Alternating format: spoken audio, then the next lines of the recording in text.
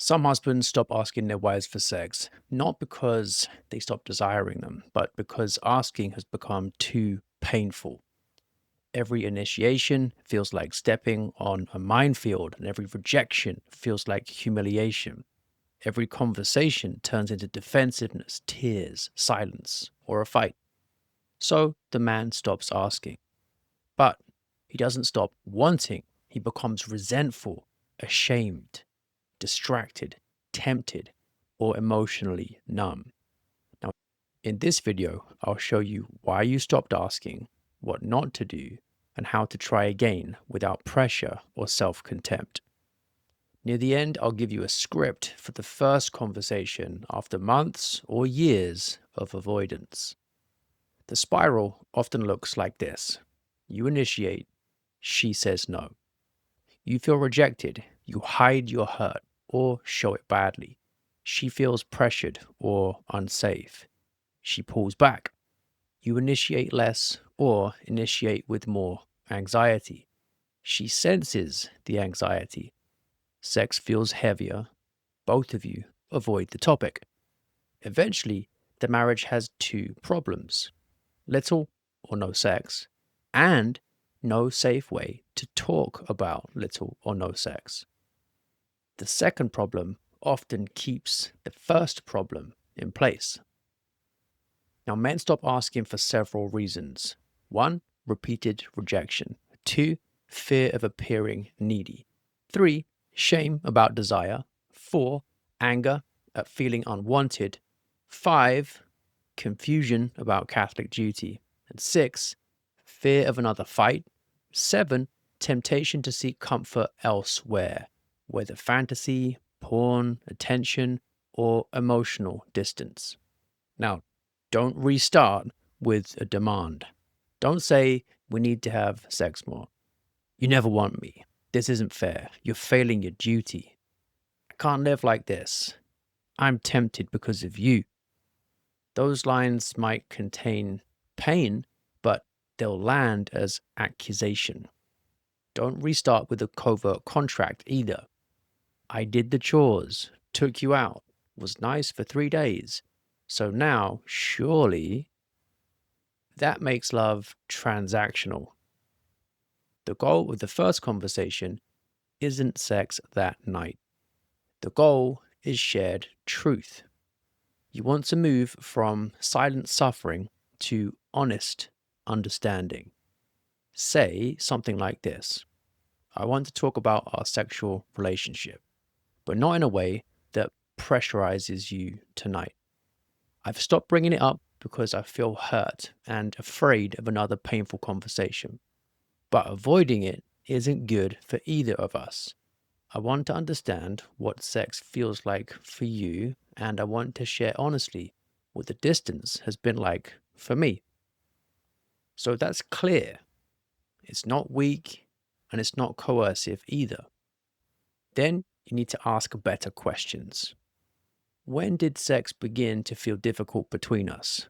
What do I do that makes you feel pressured? What helps you feel emotionally close?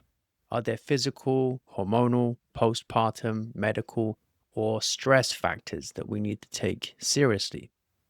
Do you feel affection from me outside the bedroom? Do you feel I only touch you when I want sex?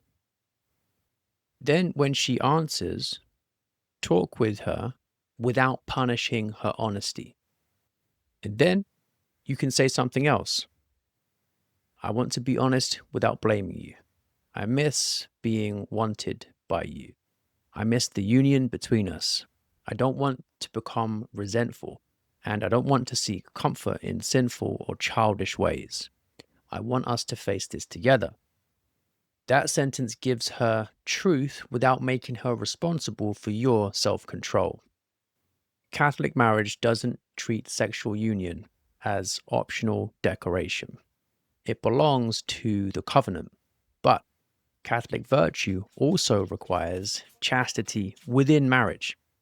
Chastity is not abstinence only. Chastity means the sexual appetite is governed by reason and charity.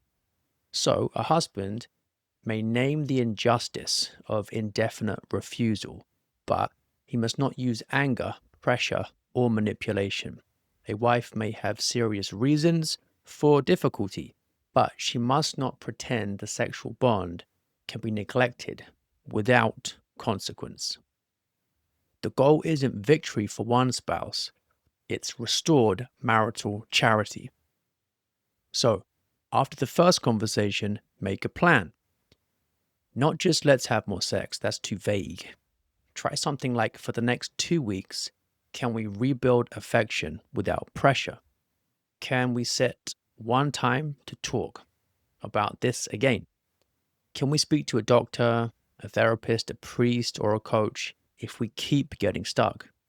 Can we agree that neither of us will mock, punish, or shame the other around this topic? And then, if she's open, you can ask what would make physical closeness feel inviting rather than heavy.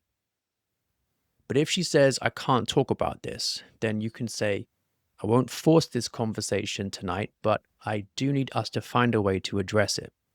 Can we pick a time this week or choose someone helpful to talk about it with us?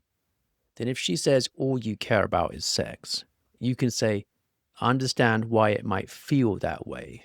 I care about you, our friendship, tenderness between us, and our whole marriage. Sex isn't the only thing, but it is part of our marriage, and avoiding it has been hurting us. And then before you talk, you can write down, what do I miss? What have I done that created pressure? What do I need to own and take responsibility for? What do I need to ask for, honestly? And what help might we need? Then have one calm conversation. If you want help preparing that conversation, click the link in the description or the pinned comment to get KnowlandBot. You can explain your situation and ask for a script that tells the truth without pressure, resentment, or self-pity. And leave any questions you've got in the comments here. I'll answer selected questions in a future video on this channel because many couples are suffering silently here, and this could be a way to help people. Thanks for watching.